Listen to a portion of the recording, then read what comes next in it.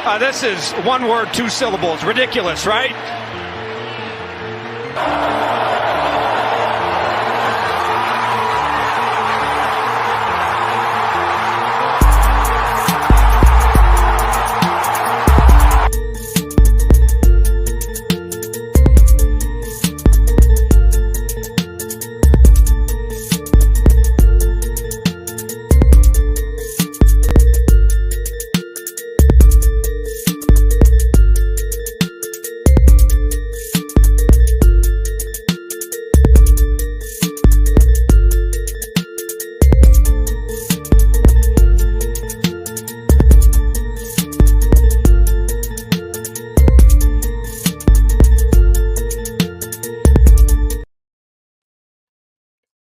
Welcome, everybody, to the Unfiltered Truth. I'm your host, Phil Robinson. Phil is off doing something. Actually, I'd be real. I forgot to let him know. But we got Raider Fan Radio head blowhard Murf here. Murf, what's happening, brother? What's going on, Phil? First, I got to tell you, man, I love the name of your show. I think that's such a fantastic name for the show. And yeah, thanks for the invite to join you here on the Unfiltered Truth, man. Look forward to it. Look forward to chopping it up about some Raider football.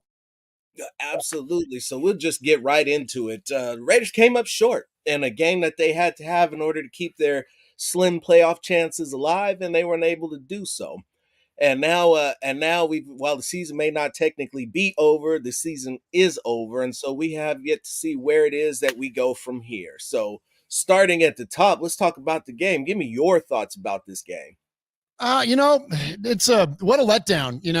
It's unfortunate that regardless of the season, regardless of the personnel changes, regardless of who's the head coach, frankly, who's even the owner at this point, who the general manager is, quarterback, you go on down the line. At the end of the day, when the Raiders have a chance to solidify a positive direction for themselves, they come up short. And I thought that, there's no bigger fan of Antonio Pierce than me and us here at Raiders Fan Radio. I mean, we've been singing his praises from day one, and I still feel that way, and I still feel that strongly about him being our permanent head coach. That said, he had a chance to do this, exactly what I was just referencing, and came up short. And, I know that there's some bad calls in that game. Some things went against the Raiders, but, whether we should or shouldn't be used to it, that's kind of the way that it has always gone for us.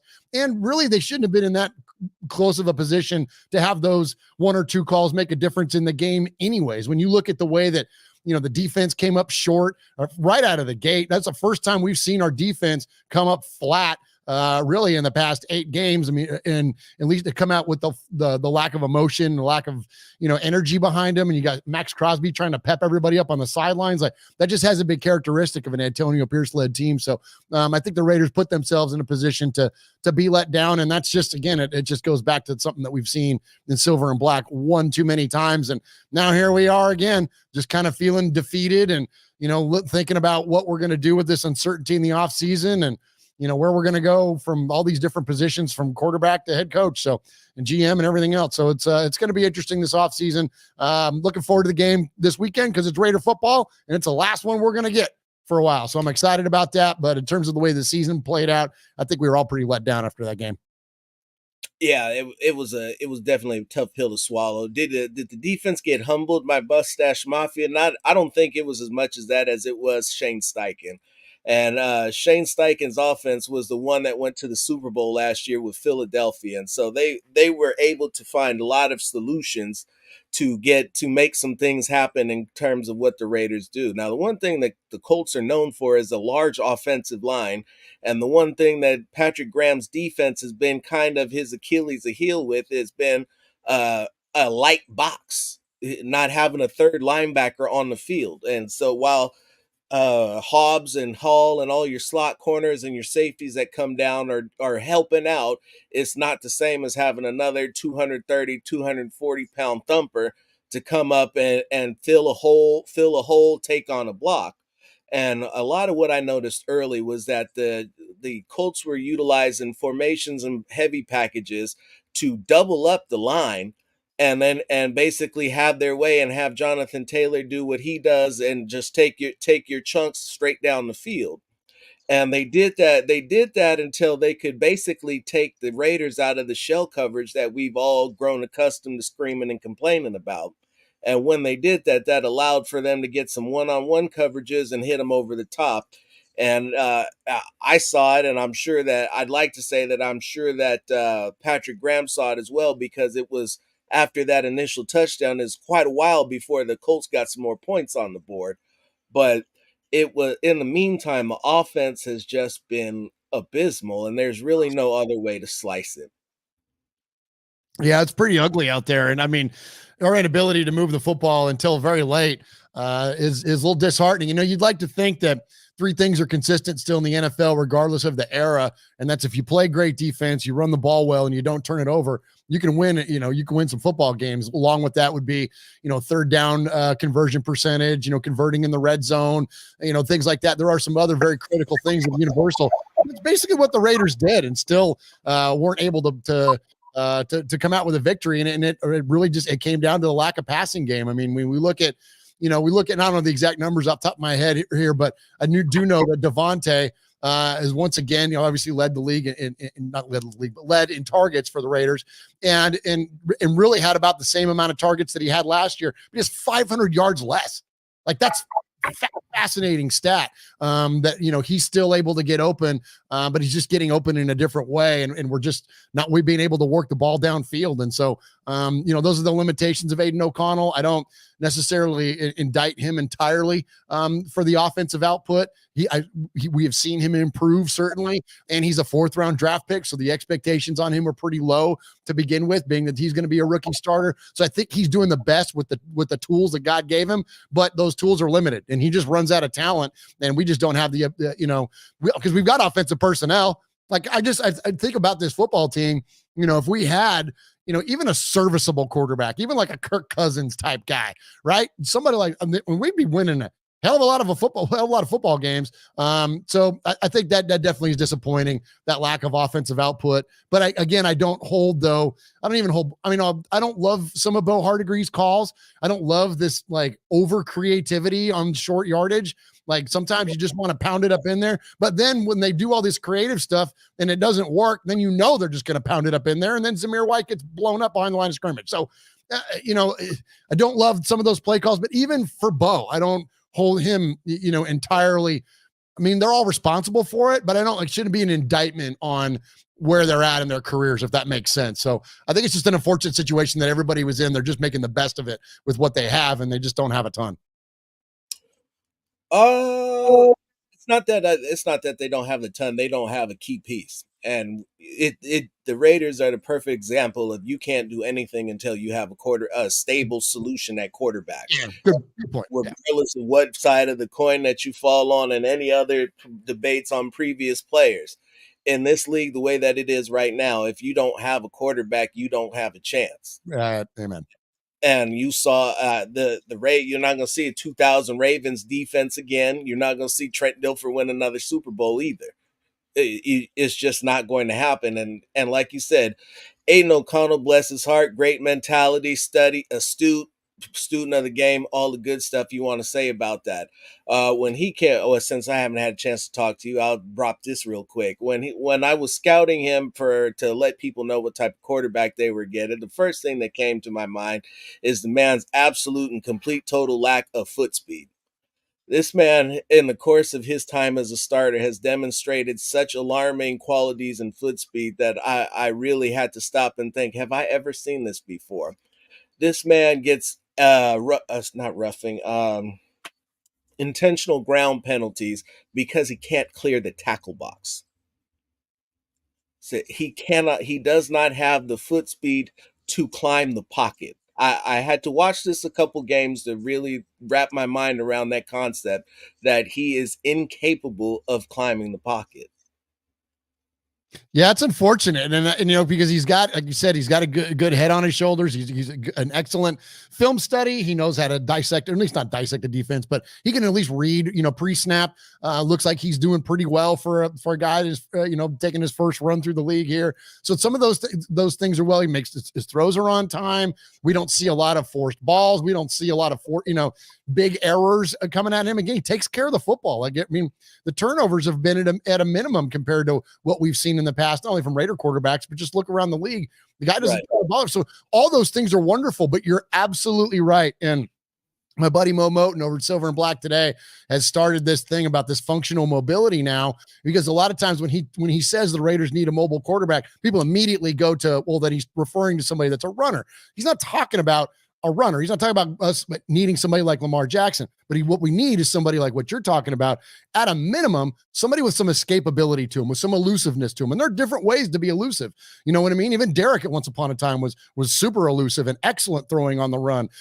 You know what I mean? When you look like guys like Pat Mahomes is the poster boy for this, right? When it's 3rd and 7 and the play breaks down, can he take off for 11 yards and convert? Those are the kind of things. And so, yeah, Aiden O'Connell, unfortunately, it just doesn't have that God-given ability. And I don't know if that's something you can develop. I mean, because you don't get more athletic as you get older. You know what I mean? And so it's unfortunate for him. And that just means that he's probably looking at a career as a backup at best in the league without that key piece that you just got to have it, and especially with a younger football team, because things are going to break down. You know what I mean? It's going to happen. So can you climb the pocket? Can you get outside? Can you move your feet? Can you throw on the run? All those things are important. And then again, like I said, take off for those mid to even sometimes, longer yardage plays and convert. There was one that even in this game, it was on one of the third ones or something when it was like a play action play and everything kind of broke down around him. And it was a lane for him. If that's, a lot of other quarterbacks, they're just taking off. They're just taking off and converting that thing.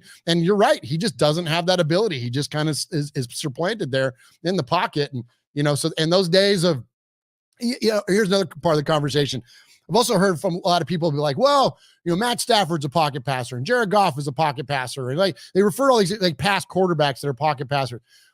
Yeah, but they still have that elusiveness. If you look at Matt Stafford play, especially in his early days in Detroit, the guy was running like crazy. Like those guys, they could still convert those plays. And the idea that, well, that doesn't work anymore. No, it's always worked. If you're old enough like I am to remember when Kenny Stabler played, Kenny Stabler was the king of that. He was on bad knees. He could get out there and escape out of the pocket and take off and convert. Heck, the Immaculate Deception doesn't even come close to happening if Kenny Stabler doesn't convert and score a touchdown on his bad knees to get the Raiders even in contention to win that football game. So it's been a thing for a long time in the NFL that when a player with escapability and mobility or functional mobility, as Mo says, it's a necessity, and it's unfortunate that Aiden doesn't have it.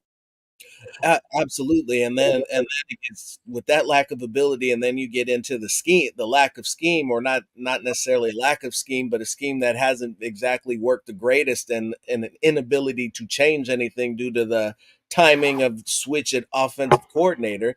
You're working with an extremely limited situation, and they've done the best that they could. They've missing guys.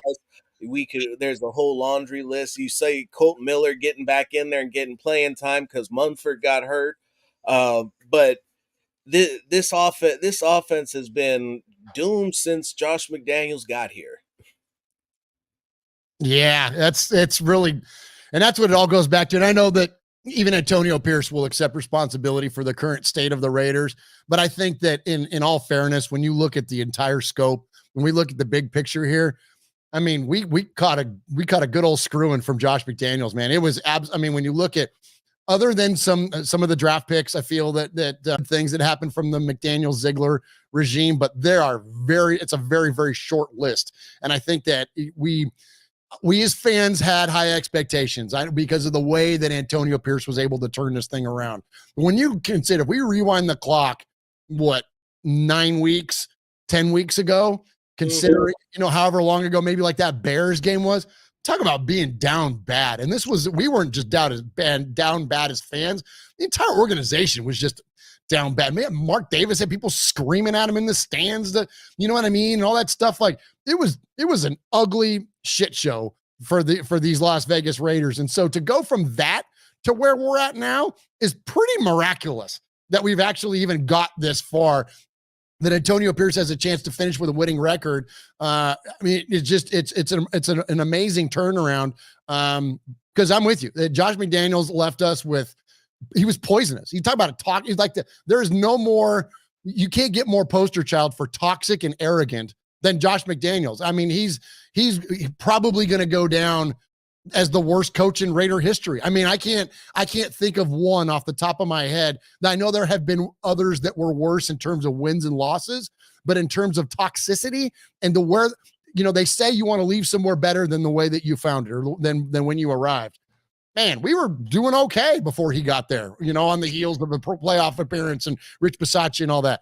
And he left us an absolute disaster and mess. And so that, and to go all the way back, circle back around, what you're talking about there on the offense, absolutely. He left it absolutely worse than it was. And that's why I don't love some of the calls from Bo Hardegree, but at the same time, like, okay, I kind of get it. Like you weren't set up very well. You weren't set up for success for that situation. No, he wasn't. No, he wasn't. And he's even still with what he's done, he's still done a better job than what you got out of Josh McDaniels. I mean, you're looking at Aiden O'Connell, who's out here, and say what you want about his production. The fact that he's not turning over the football means that he's a better quarterback than not only Jimmy Garoppolo, who was brought in to start and given all the money, but Brian Hoyer, who was given all the money to be the original backup as well. Because neither one of the, even with O'Connell struggling, neither one of those guys had played anywhere close to a level that I wanted to see them come back into the game and do anything. I understand that there was a lot of people that wanted to try everything, and I get it, but Jimmy gets hurt, you're not able to get rid of him at the end of the season, and frankly, neither one of those gentlemen need to be employed as Raiders any longer. Yeah, I think you gotta move on from Jimmy G. I'm a fan of swinging on a quarterback nowadays until you find one. I mean, I think that's the way it's got, because like you mentioned there at the top of the show, if you don't have a quarterback, you don't have anything. The quarterback is the most important position in the entirety of team sports in this NFL. And you got to have a serviceable quarterback at an absolute minimum. And by serviceable, I mean above average. Like that, you got to have a pretty darn good quarterback to have any semblance of success. So I'm a fan of the Raiders swinging, whether that's, and there's a lot of different options out there for the Raiders. Obviously, a first round draft pick is going to be in the cards for us. And I definitely, in my opinion, the Raiders need to swing. We need to try to get the best player. I mean, it might be best quarterback available depending on where we come out. We could be between 8 and 14, I think is the range. I think there's an opportunity for us to take one of the top 5 guys in there at one of those picks. There's not going to be opportunity for us to move up. We've got some draft capital we could package up and move up there. But regardless of what they do in that early round, I think that it's important for us to draft. I also think it's important for us to maybe even acquire another quarterback. Justin Fields has been thrown out there a whole bunch. I like that idea because he's inexpensive. It brings him into a fresh new environment, give him an opportunity to compete. You never know. He's still a very young man. I think he's not even 24 years old yet, maybe 25. So I think that he's going to have would possibly have an opportunity, and his connection to Champ Kelly. So I like that connection there. And then you've got Aiden O'Connell. So there's the potential to have 3 guys. And then, along the way, like what you're talking about there, cut Jimmy G, because we're responsible for his contract. That even in that scenario that I just laid out there, drafting a first round player, bringing in a guy like Justin Fields, and then having O'Connell on the roster, that's still lesser of a commitment monetarily than most teams are in the NFL to their high level quarterback. So you're still talking about, even though we got to eat all that dead money on Jimmy G, to me, I'm with you, Phil. It's still worth it. Get him out of here. Him and Hoyer, I hope to never see them anywhere close to a Raiders facility ever again. They show up as alumni. Just don't be on the field with a helmet on. That's all I got for that. But in terms of quarterbacks, as we go down this stretch, it really, as you look at, we all have our preferences, and it changes from time to time. Mine have danced in between Jaden Daniels and Michael Penix Jr. And I had a wild card sleeper, and that was Cam Ward that just declared Tuesday. Mm-hmm. And those are the guys that I really feel like can make a difference for this franchise. They have everything. Smart, can read defenses, get live arms, make good decisions, good with the football, have elevated their play throughout the course of their college careers, have gone and played at better and better competition as they went on. A lot of this new NIL and transfer portal shit that you see going on is guys that are leaving better programs and going to lower programs because they couldn't hack it and weren't getting the PT that they thought that they should be getting. These quarterbacks have gone the other way and ranked up every step that they went. And I'm here for it. I think that they can continue to grow. They have enough on this team that it shouldn't be a situation like it was with Bryce Young going to Carolina where, hey, guess what? You get to be the number one draft pick and you're going to an absolute shit show. And the guy who drafted you is no longer even there and you ain't even finished the year yet. Yeah. You've got no line. You've got no running. You got a running back. You've got no receivers. You got your tight end. Your tight end is not there. Is dealing with some things, and his situation is about to get infinitely worse because he's on to a new coach, and they still got to solve the issues they have without a first round draft pick and a second next year. Yeah, they're in rough shape there, man. And how about their owner, old Tepper, there getting fined $300,000 for throwing a cocktail at a Jaguars fan? Man, I know drinks are expensive at stadiums, but man, 300 grand for a cocktail. I hope that was worth it. Of course, I guess when you got $20 billion, it doesn't matter. But anyways, I digress. So yeah, the Panthers are in rough shape. And listen, and I know you're not a huge fan of Bo Nix. But there are, I'll just say this, that amongst whether it's Nix and I'm with you too, on my top two are Jaden Daniels and Michael Penix. Those are the two that I would love to see in silver and black. I mean, none of us think we're going to see Caleb Williams. I think that he's going to be a lock for the Bears. And then we've got, of course, Drake May is out there. There's 5 quarterbacks, and now with Ward declaring, now there's 6 quarterbacks. So even if the Raiders are at 14, when you look at the teams that are ahead of us, and I disagree with some of the national media on this, that some of the folks out there that think like, oh, the Titans might take a quarterback or the Jets might take. I don't think so, man. I think the Titans are going to roll with Will Levis. I think they're going to draft weapons around him and players to protect him. Same thing with the Jets. Aaron Rodgers wants to play till he's like 44 years old. Like that dude, you think Aaron Rodgers is going to be okay with you drafting his replacement in the first round? Hell no. Get him a wide receiver. That's what he's going to want. Get him a tight end. That's what he's going to want, right? Like, and so so I think the Jets are definitely not in play. And then the other teams that are ahead of us, yes, there are some ones that are just slam dunks. I mean, when you look at the teams that are going to take quarterbacks, but there are so many now. Heck, we even talked about JJ McCarthy, who's freaking balling out. We'll see what he does in the championship game. And for all you Harbaughers out there, like you don't think that Jim Harbaugh would want freaking JJ McCarthy in his quarterback room? Like, so there's so many directions that the Raiders could go. But one of these I'll just say this, Phil. Thank goodness this is the year. Thank goodness this is the year we need to go all in for a quarterback, because there's a shit ton of them. So if we're gonna pick a year to dive into the draft for our next franchise quarterback, thank goodness that this is the one, because there's been some pretty slim draft classes on that, and this might be one of the deepest in history. No, for sure. I've been telling people it looks like it could have the makings of 1983 all over again. It's just, It's deep. It's crazy. And you just love to see it. It's good to see all this talent out there. And it's more than just quarterbacks. There's a lot of receivers. If you need a receiver, now's a good time to pick one of those guys up. And for now, the one interesting thing would be if somehow, some way they could manage to hold off on the quarterback in the first round and pick up one of the other guys, your Bo Nix or your Cam Wards or another guy further down the line.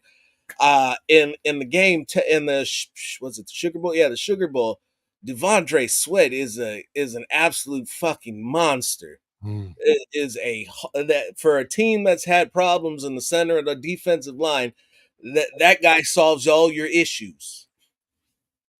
Yeah, absolutely. We sure could. I don't know what was the last time we had a big interior presence. I know Solomon Thomas and Quentin Jefferson did a pretty decent job for us, but in terms of like an elite pass rusher, an elite ability to move, the pocket from the middle of from the middle of the defense.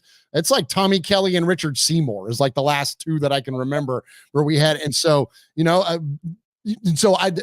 would be nice to go out and get a big man that can help. And really, what does Max Crosby need? What does Tyree Wilson, frankly, need? They need somebody that can suck up blocks in the middle. We've got to have someone that can do that. And I know a lot of fans wanted a Jalen Carter last year, and for, I think, obvious reasons, the Raiders weren't going to be in play for Jalen due to the off the field stuff. But if we could get somebody with that type of presence, that kind of an impact on the interior, I'm with you. But all that said, it's still got to be quarterback. Like, we still got to go. I still think in the first round, you got to get your guy. We got to get him there. And, if we could use, we got we have like 3 5s or something like that. Like, we could package other things to move back up into the second, move back up into the third. Like, there are definitely some moves that the Raiders can make to have a little bit of mobility in the draft, even by using next year's picks too. But I think that's really going to be important. And especially for, look, whether it's Antonio Pierce, who I know a lot of us are rooting for, or that's, the next coach that comes in, they're going to want their guy. No one's going to want to hitch their wagon to Kirk Cousins or, no offense, Aiden O'Connell, right? No one wants to attach their coaching legacy to one of those type of players. They're going to want to attach their coaching legacy to who the next quarterback is going to be, that's young and that could potentially, resurrect this franchise, frankly, because we've needed it. And I don't want to throw out the idea of other younger quarterbacks from other programs. Again, we use that discussion about Justin Fields. I don't think he's going to be a franchise quarterback for the Raiders, but let's give him a shot, or someone else. Let's give it. Like, I'm just a fan of packing the damn quarterback room until we find one. So we'll see what they do. No, that's logical. You got to do it. You got to do it. And at this point, we've hit with the team being structured the way that it is, the defense showing you the amount of improvement that they've shown you over the course of this year, and the weapons that you still currently have on the roster.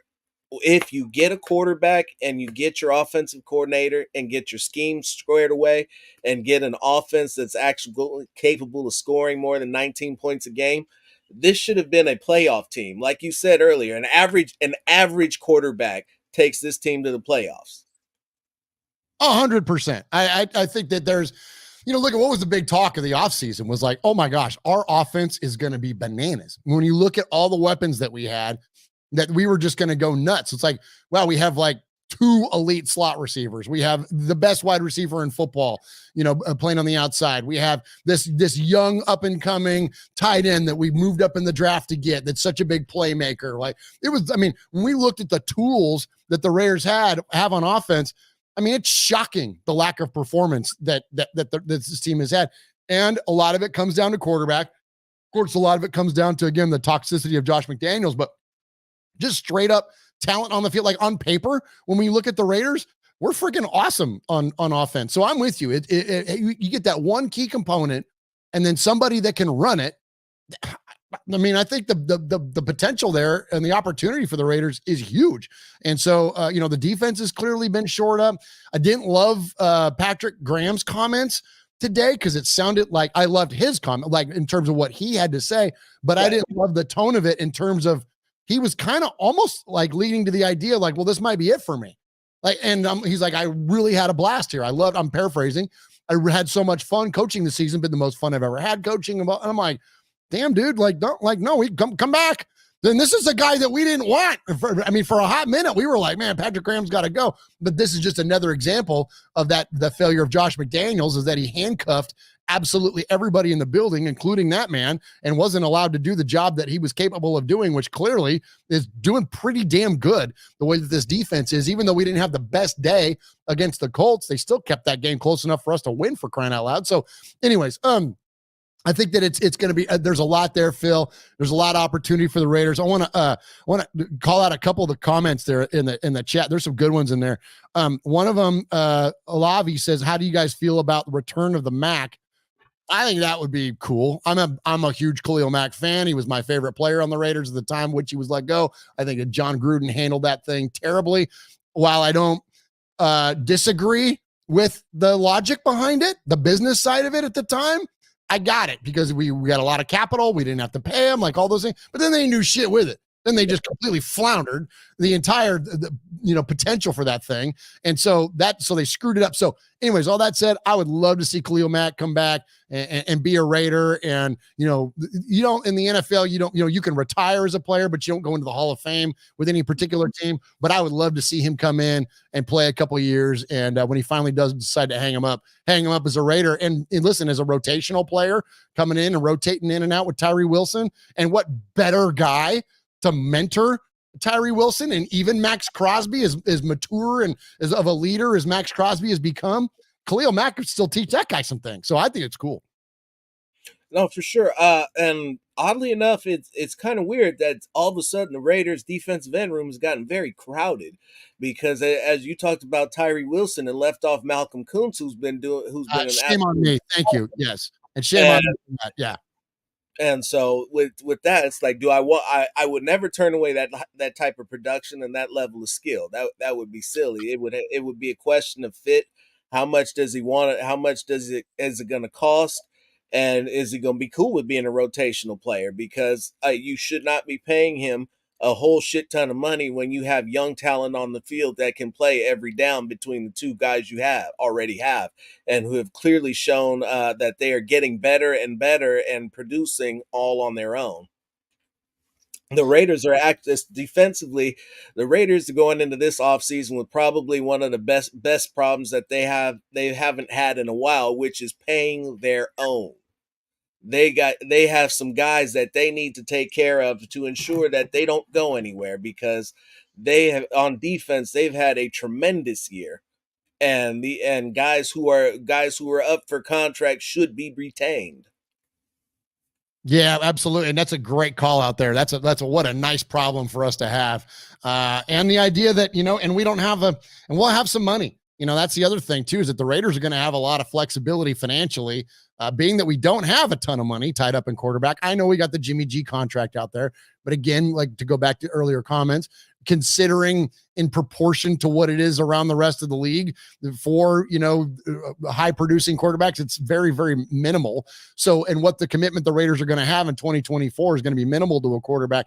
And then you get into 25. Like, if you ever play around on Sport Track and start looking at some of the contracts, when you look at like 2025 for the Raiders, once all those bad contracts are finally off the books and the Raiders are in the free and clear from all that damn dead money from Chandler Jones to who were some of Corey Littleton and like all the other bad contracts that we've had out there. Once all those things are finally gone, we're going to have just a crap ton of money.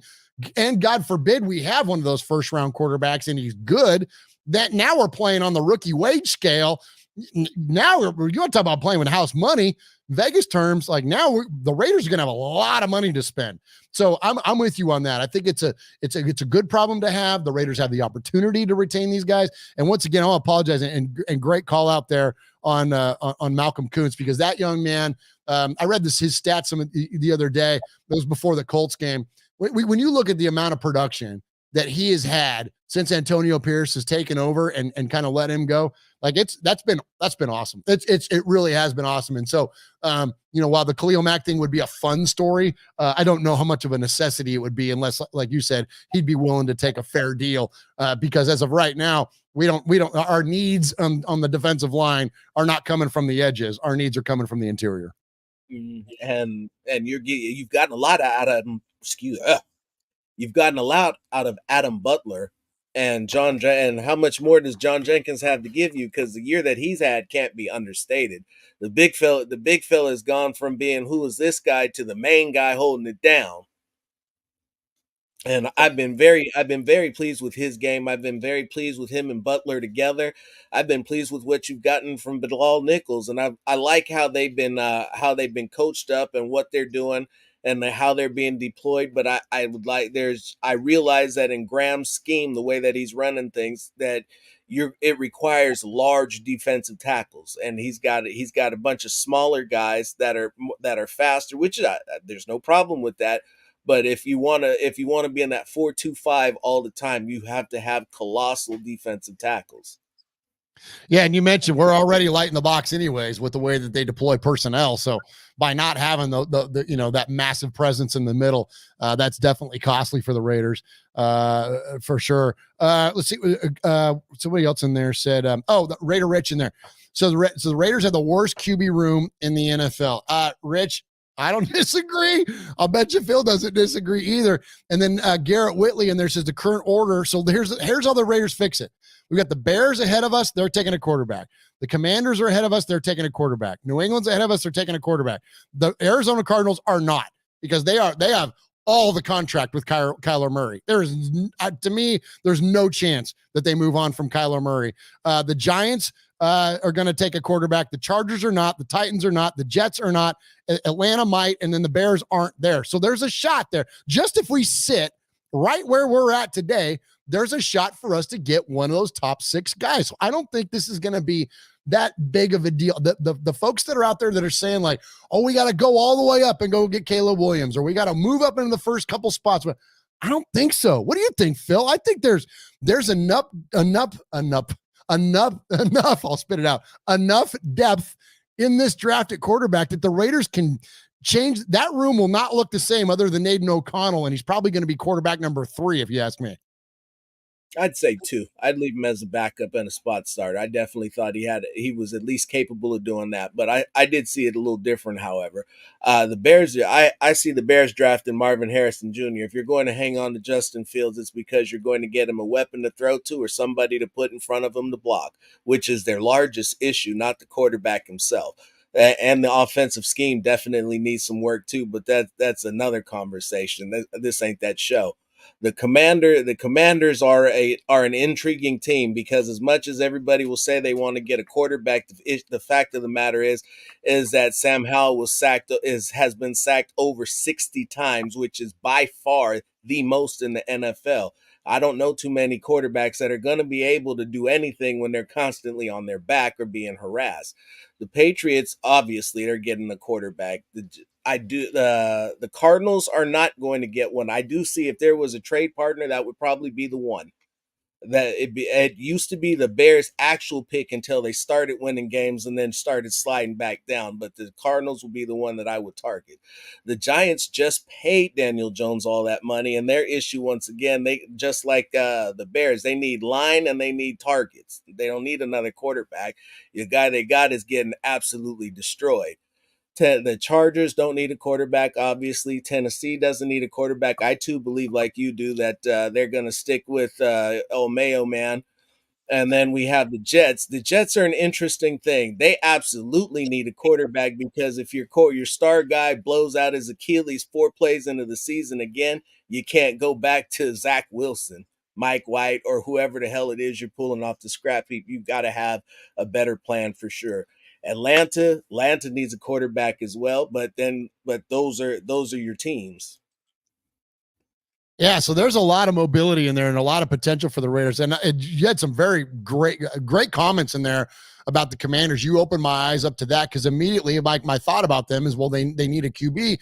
Although we saw Sam Howell play well at times, I didn't realize that. I didn't realize that he was the most sacked player in the NFL. So that definitely, and here's the thing, that's something else too. The draft is such a crapshoot. You never know what you're getting, despite what all the analysts and everything from, Kuiper and McShay and Daniel Jeremiah and everybody on there, all the national pundits that will tell you things about the draft. None of them ever get it right, because someone always does something off the books. There's just something that's always unexpected that happens every single draft. And so that idea that it's only, here we go. So it's feasible as we sit now, and it's only going to take 1 or 2 of those teams to do something relatively unexpected, like what you just lined out for the Commanders to, draft an offensive lineman instead, or the Bears to take Marvin Harrison Jr. And that's a great call out, Phil. And so and listen, if those 2 things happen, just those 2 things alone, now where does freaking Jaden Daniels fall in the draft? Like I said, we might be able to sit right where we're at and still get a guy like that. Absolutely, because and all of those numbers, it's like, okay, so where does Caleb go? So where's Drake May going? Because as Drake May has been sitting up at the top of the charts too, and quite frankly, is one of the least talked about quarterbacks in college. He feels like a Patriot guy to me, don't you? Don't you feel like somebody that Bill or at least the Patriots would draft? I've had him circled to go to New England since the beginning. Yeah. And then you look at it. So then you keep sliding down. If the Commanders if they don't pick a quarterback, now we're looking at something way totally different. Because then we're going New England gets their quarterback, Arizona doesn't take one, the Giants don't take one, the Chargers don't take one, Tennessee doesn't take one, the Jets maybe. So you're looking at your choice between Caleb Williams, Jaden Daniels. We'll leave off May because we already said he wasn't going to be there. Yeah, can you imagine if Caleb Williams falls all the way to the freaking Falcons? Like, and that's the stuff that, like, when a lot of Raider fans are like, "Oh my gosh, we got to do this, we got to do that, we got to go get Caleb." You may not have to. And now it's and listen, we could sit here and talk about hyperbolic and all the different potential for scenarios, but this is the kind of stuff that I think as fans we got to remember. That's the kind of stuff that happens. Aaron Rodgers got left in the green room until the next day. Like, you know what I mean? Like, those kinds of things happen all the time in NFL drafts. I mean, look at, even for those of you out there that are, and I'm not a Derek Carr hater by any means. I have my criticisms about when, he was our quarterback, especially towards the end, the last few years. But that said, for those that are out there that love, he was a second round pick. He was our quarterback for 9 years. Patrick Mahomes went 10th in the draft. Yeah. So this idea that we got to shoot up, man, like we got to abandon those types of thinking, guys, because and those drafts with Derek Carr and even Patrick Mahomes, there wasn't 6 quarterbacks that could potentially be franchise, starters. So there's going to be plenty of opportunity for us to get one in this draft. Well, that's one way to think about it. Again, this is a unique opportunity for them to be uber aggressive. And at this current point with where they sit with, like I said, you look at the roster construction and everything else that you need for this roster, you can get in later rounds. Now is the time to say, fuck them picks and go get your guy. Amen. You've tried everything else around it. You've replaced this, you've replaced that, you've replaced the coach, you've replaced the quarterback, the coordinator, everything else. Go get the right guy. Don't be scared. Pull a trigger, make it fucking happen. I couldn't agree more. I could not agree more, and applaud that thought entirely, Phil. That it's time. Like, how many years do we got to go playing patchwork on this stuff? And I know it's only been a couple. It's only been one since Derek, but it feels like even that. And I feel like we kind of limped in with Derek these past handful of years based on prior resume and accomplishments and things and really and dysfunction around him at times and what. But even when we go outside of Derek's career, we've been limping since Rich Gannon. And before Rich Gannon, we were limping since what, Jeff Hostetler? And before Jeff Hostetler, we were limping since Jim Plunkett. So, I mean, it's been a lot of gaps in there, Raider Nation, where we've been really limping around in terms of quarterback. And so I'm with you. And I know that, Al did what he did when he brought in Jamarcus, and that was his hope to lead this organization, to lead this football team, and it didn't work out. And, but then that was the last time that we really took a big swing. And so let's do it again. I mean, because I don't even think Derek was a big swing. Again, he's a second rounder. That's not a big swing. So I think I'm with you. It's sell the damn farm and go get one of these guys if you have to. If you don't have to, fine. See how the draft falls to you. And if you don't got to overspend, don't. But if you do have to overspend, do. No, absolutely. The last two the first round investments at Russell was 07 and Maranovich in 91, I believe. Snake was a second round draft pick. Yep. Derek was the second round draft pick. And you wonder why you look through the franchise history and you've only seen 2 quarterbacks who've potentially been franchise quarterbacks because they don't invest the capital in to go get them. And that's the problem. And it's consistently been the issue. And if you really want to look at why it is that the Raiders have been the way that they've been over the history of the NFL since Al died, or even before up to that point, you can look no further than their refusal to address the most important position on the field. Absolutely. And we've had some bum luck. We've had when it comes to that stuff. Jason Campbell had, I think, in that team, we're on the right track before he, got his collarbone broken, and then and ultimately that thing went the way that it did. So, obviously with Derek, I don't think Derek was the same player after he got his back broken, and that was unfortunate. So I think that there were some scenarios where we were on the right track. Even with Gannon, even Gannon took one too many concussions at the late stages of his career, and that was the end of that. And so there have been good trajectories for the Raiders, but ultimately they've not panned out. And so I'm with you. It sucks, and that's been our legacy right now as Raider fans. And really, it's so funny to think about it like this. Even when we look about the greatest players that have ever played for the Raiders, other than Daryl LaMonica, none of them had it on their own terms. Kenny Stabler got traded. All-time favorite player. Kenny Stabler got traded to the damn Oilers, along with Dave Casper and Jack Tatum and everybody else, because Al was selling the damn farm. Jim Plunkett was benched. Basically, his only career got brought back to life because Dan Pastorini broke his leg.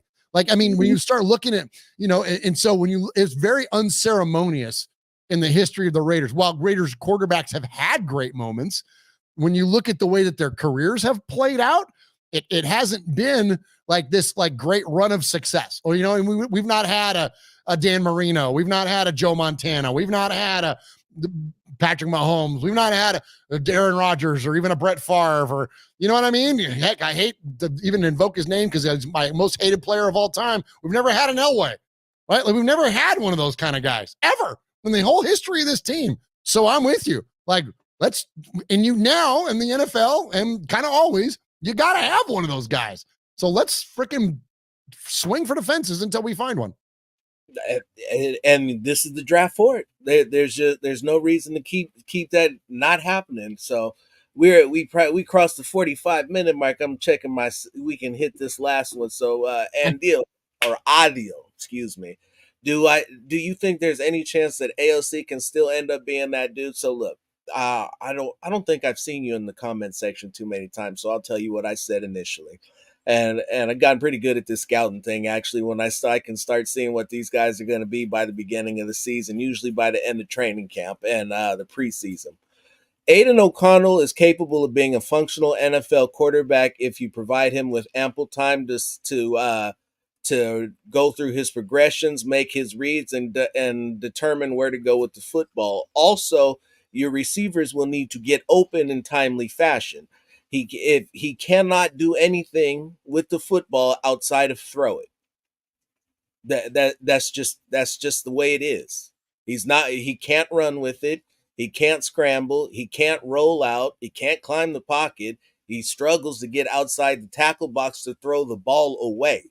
Now that's supposed to be one of the key things for a quarterback in terms of get to the next play. You got to throw it away. He can't do that without potentially risking an intentional grounds penalty and putting them further behind the sticks. And that right there is one of the most frightening things that I've seen.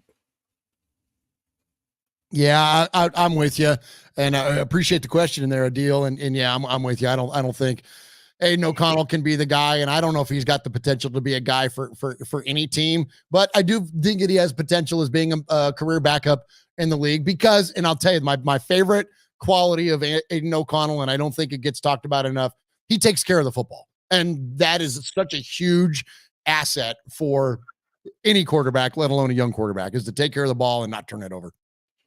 And I honestly and truthfully think that the personnel on this team is doing a great job of holding him up, even when they're not scoring a whole bunch of points, because he's still putting up some decent yardage, and they're moving in between the numbers, but they're not getting into the end zone. They get down to the red zone, and then some things start happening. Shit gets sideways. He takes a sack, and then suddenly they're out of field goal range. Hell, if you wanted to look at it like that, Jermaine Illuminor flinching on 4th down and 1 cost him the game. Said it took him from potentially converting a first down or being in field goal range, albeit a long one, to having to punt, and ended up losing by 3. So it's things like that. But your quarterback, Aiden O'Connell has not gotten you points, and that's the long and the short of it. You've been shut out. So if it wasn't for in a couple games, if it wasn't for the 14 points that your defense put up, you wouldn't have won those games. So the best game that they had was the 63-point blowout where the defense was giving you the ball in plus territory consistently. Yeah, and I don't, we can, as fans, I think it's okay for us to play the hypothetical game at times, but I typically like to, talk about the Raiders that are, not the Raiders that aren't. But consider this though, Phil. What if Antonio Pierce is our head coach day one? What does this football team look like? When you talk about those wins, like those went like with a full season for Aiden O'Connell to develop, with a full, all the off season repetition, everything. I'm telling you, I'm with you. This team should be a playoff team. And I think that Aiden O'Connell should have been the guy coming out of camp and all that stuff? No, I'm not telling you that. But I just think about what if he was our quarterback and Antonio Pierce was our head coach against the Bears? Like, do we lose that Bears game? Probably not. And you look at a lot of the other games earlier on in the season that we're still at a folly of because of McDaniels. It sure would have looked a lot different this season. And while, again, all those things that I 100% agree with you about Aiden O'Connell and all the entirety of the scenario that the Raiders were put in, this team is better than their record. I know what Bill Parcells said, that you're only as good as your record says you are. This team's better than that. This team it really is. And I think if there's anything going into this offseason that I'm going to really take solace in as a fan, because right now I'm down pretty bad right now as a fan. Like the idea that we could not follow up this game, that this huge win against Kansas City on the road, the idea that we couldn't go into freaking Lucas Oil and beat the Colts, it pisses me off. I can't stand it, and it's got me down. That said, the things that will get me back and kind of pull me through as a fan and get to be encouraged is that this is a pretty darn good football team that got served a shit sandwich. And it all came down to a visor with fat ears, and I'm so glad that guy's gone. I was down bad when they announced that the Raiders had inquired into Lamar Jackson and didn't pull the trigger. Oh, everybody who told because I was one of the very few people that said if Lamar Jackson is available, you go and you offer that man what it is that he wants. If you for all of the he can't do this, he can't do that, he's in line to win the Heisman. The Baltimore Ravens are the number 1 seed, and if he had the defense that we had and the weapons that we do, because our receivers are still better than his, our problem, we would have no problems. You saw 63 points. You'd be seeing 35, 40 points on average every week. Just cups running over with trips to the end zone, new dances, whole routines, team celebrations, all that stuff, man. Why? Because you have a superstar at the most important position in the world. And not only that, but you're talking about money. Right now, for all of the broke, poor, cash poor franchise you've heard being thrown about the Raiders are rolling in dough. Money is not a problem. Yeah, I'm with you. And that's one that when I saw that report came out too, and even the report that the Raiders were in play for CJ Stroud and didn't want to sacrifice the draft capital to move up to get him. Like that's those things. That's what's killed our franchise. Listen, the things that we've taken, we make a safe play a lot. And what does that get us? Like, again, we made the safe play with Khalil Mack. We talked about that earlier.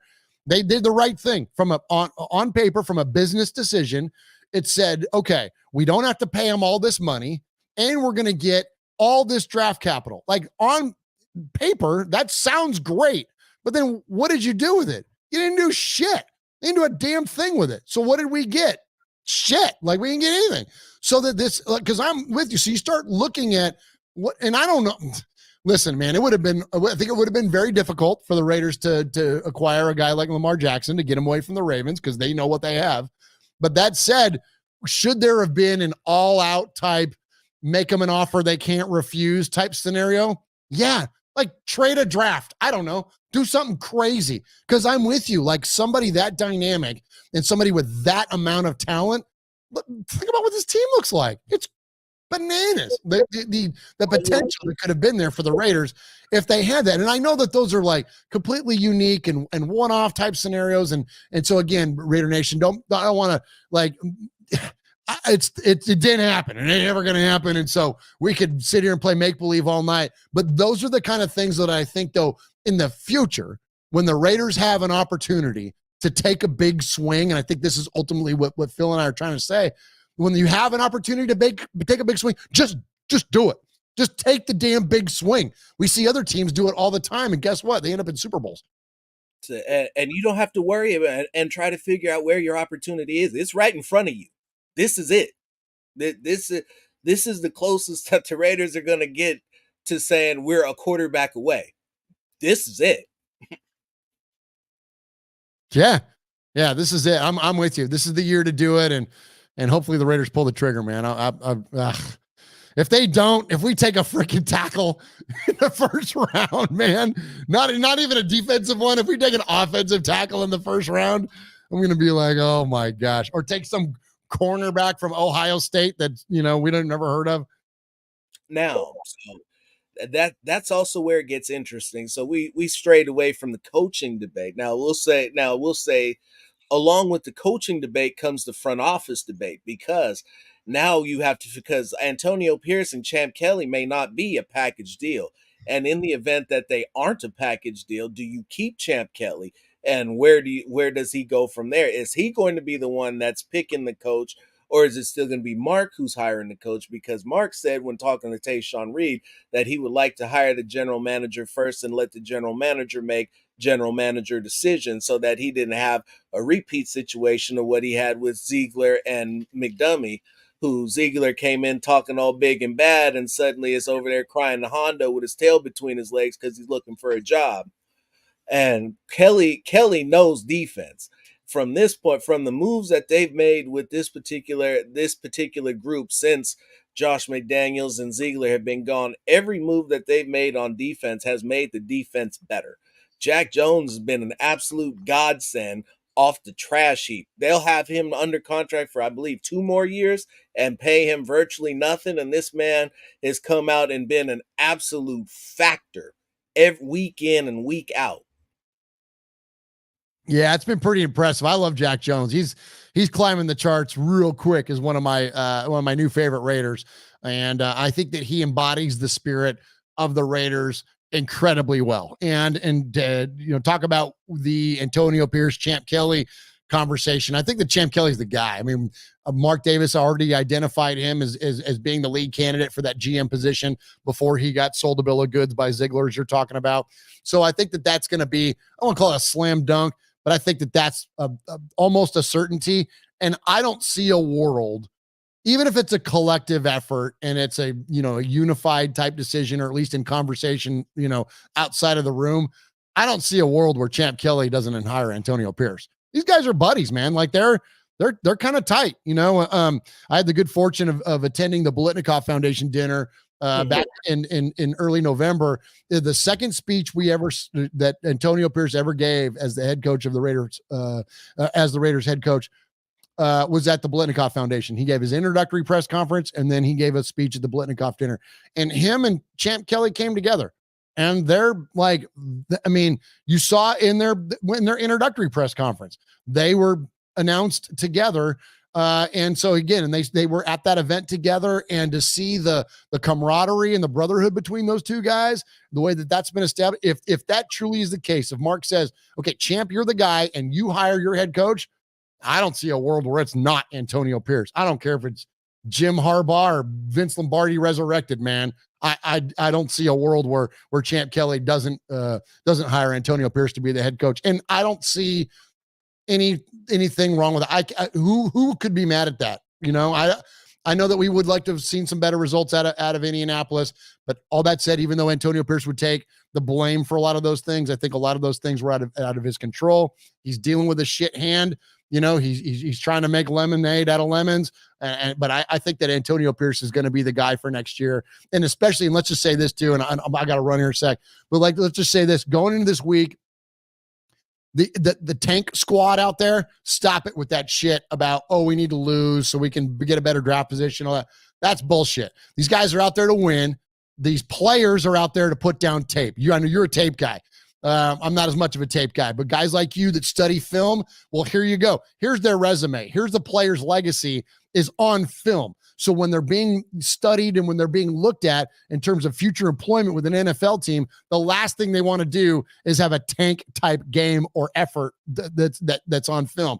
So that's not going to happen. Coaches don't like to lose. When you listen to the comments made today by Mike Vrabel, he's literally saying the fucking losing sucks. Like coaches don't want to lose. So that idea about the Raiders being soft or playing soft or wanting to worry about their draft, Antonio Pierce doesn't even know if he's going to have a job, let alone worry about what his goddamn draft position is. So these guys are going to go out there and the players want him. We all want him.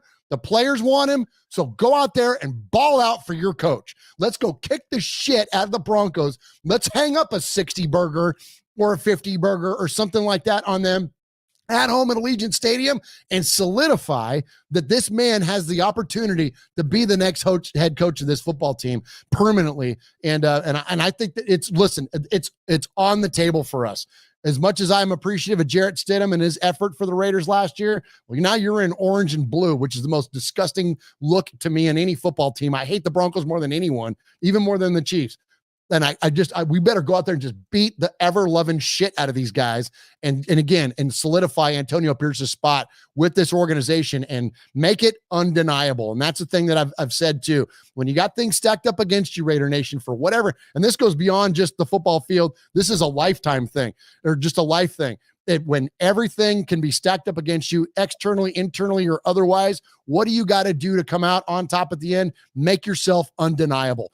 Be above reproach. Don't give anybody any opportunity to be critical of you. And I think that's what's still on the table for us, for Antonio Pierce, for these Raiders. And I hope they get out there and just, like I said, beat the shit out of the freaking stupid Broncos. Well said. Well said. I echo that. I live it. I believe it because and one of my things going back was, and I know you got to run, so I'll try to wrap this up quick, was when this whole thing started off was nobody knew what Mark's criteria was. So was it did he have to win more games than he lost? Did he have to go to the playoffs? What would be the record isn't what you wanted it to be. But if you finish this season, this opportunity, having beaten every single one of your divisional opponents, including the Chiefs at home, you've set the franchise record in points. You've done what you've done with the defense. The culture has changed. People it is obvious to everyone, including people in the media. One of the things that I have never, ever heard is the universal support coming from absolutely everyone who knows football at all, saying that your head coach is currently the guy who's coaching the team. Let him get him some help as an offensive coordinator, get him his quarterback and let him cook, because no matter how this all shaped down, if you talk about you need a new coach and whatnot, you're going to bring in a new coach and give that new coach every opportunity that you denied Antonio Pierce to make this team better. Man, awesome points. And I think that, I think it's a major missed opportunity. We'll just say that if the Raiders don't go in the direction with Antonio, unless something catastrophic happens, unless for whatever reason the players quit on him, we get blown out by a margin, Devontae's pouting on the sidelines and arguing with him or something, like, aside from, which is unfathomable, but aside from something like that, like in a complete meltdown, it's got to be AP. Yes, sir. All right. Well, let's get this out of here. We've been on for about an hour. So, Murf, thank you for your time. Tell everybody where they can find you if they don't already know you.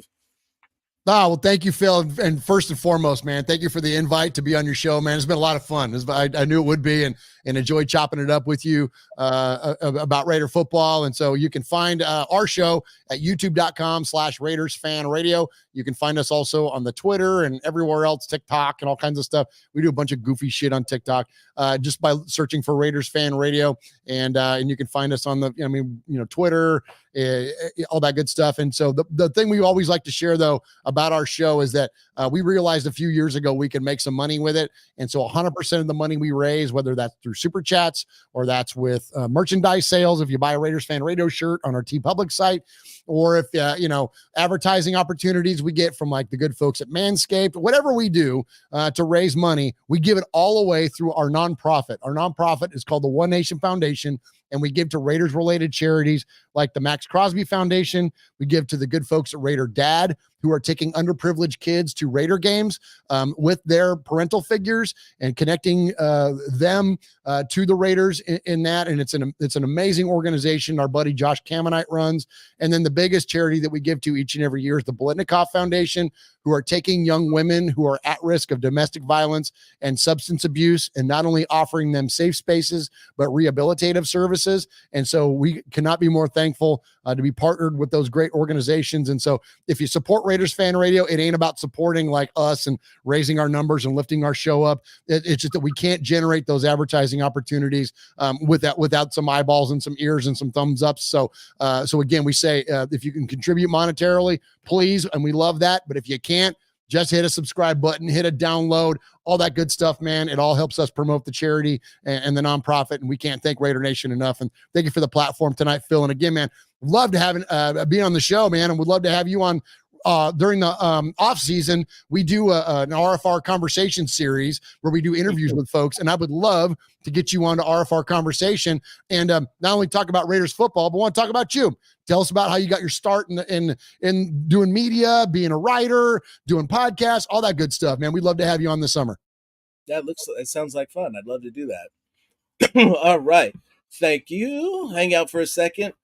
As this is the end of the show, as always, thank you for tuning in. I'm not going to go into a whole long spiel because they start sounding like other people's, but the reality is that we do what we do here at the Unfiltered Truth because you deserve better. It's too many people pissing on heads and calling it rain and not telling it like it is. And you'll never get that from me. So I'm Phil Robinson for Phil Jones. This is the Unfiltered Truth. We are out. God bless. This is one word, two syllables. Ridiculous, right?